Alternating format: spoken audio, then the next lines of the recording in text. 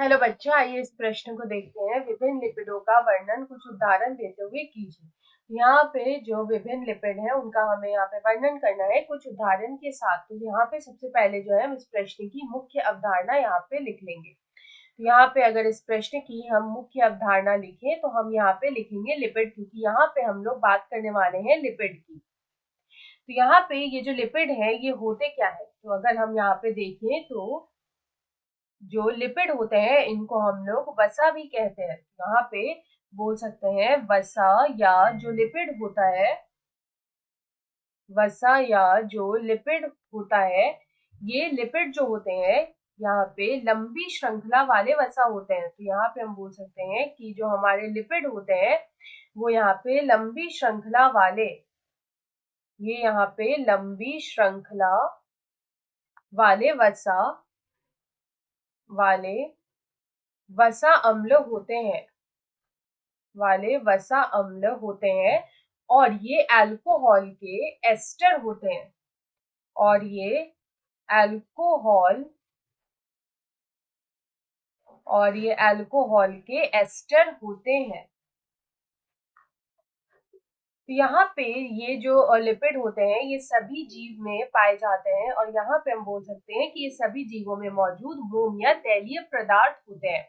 अब यहाँ पे अगर हम इनके वर्णन की बात करें तो हम बोल सकते हैं कि जो लिपिड है इनको हम आम तौर पर जो है 4 वर्गों में इनका विभाजन कर सकते हैं। तो यहाँ पे हम बोल सकते हैं लिपिड को आम तौर पर हम 4 वर्गों में, हम 4 मुख्य समूहों में, या फिर हम बोल सकते हैं 4 वर्गों में, तो हम यहाँ पे लिखेंगे 4 मुख्य समूहों में इनका विभाजन करेंगे। 4 मुख्य समूहों में विभाजन करते हैं।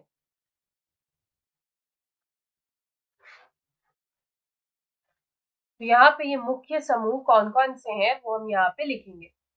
तो पहला जो यहाँ पे आएगा वो आएगा सरल वसा। तो यहाँ पे अगर हम सरल वसा की बात करें तो सरल वसा के अंतर्गत यहाँ पे कौन कौन से आते हैं, तो आता है वसा अम्ल, यहाँ पे आएगा वसा अम्ल के अलावा यहाँ पे आएगा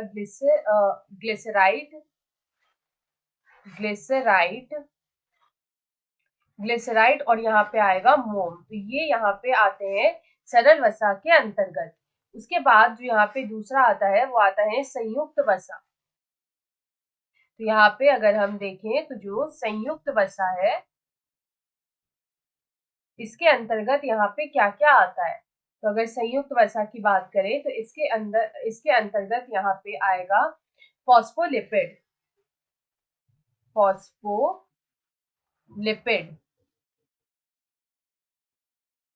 और फॉस्फोलिपिड के अलावा यहाँ पे आएगा ग्लाइकोलिपिड,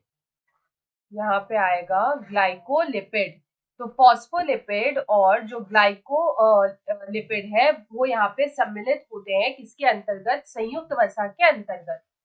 तो यहाँ पे हम लिखेंगे ग्लाइकोलिपिड।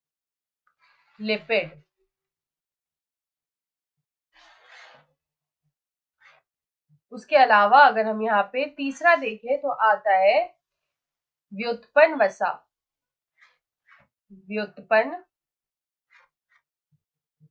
वसा। इसके अंतर्गत यहाँ पे क्या आएगा, तो अगर हम इसके अंतर्गत की बात करें तो आता है स्टेरॉइड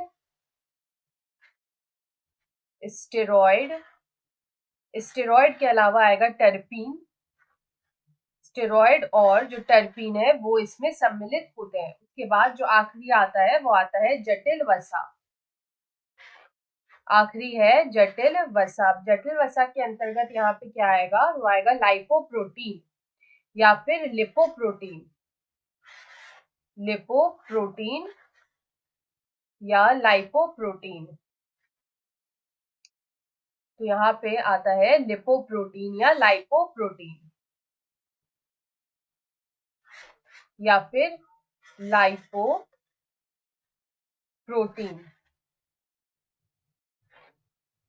तो यहाँ पे हमसे यही पूछा था कि हमें विभिन्न लिपिड जो है उनका वर्णन उदाहरण देते हुए करना है, तो वो यहाँ पे होगा सरल वसा, संयुक्त वसा, व्युत्पन्न वसा और जटिल वसा। आशा है आप इसे अच्छी तरह समझ गए होंगे। धन्यवाद।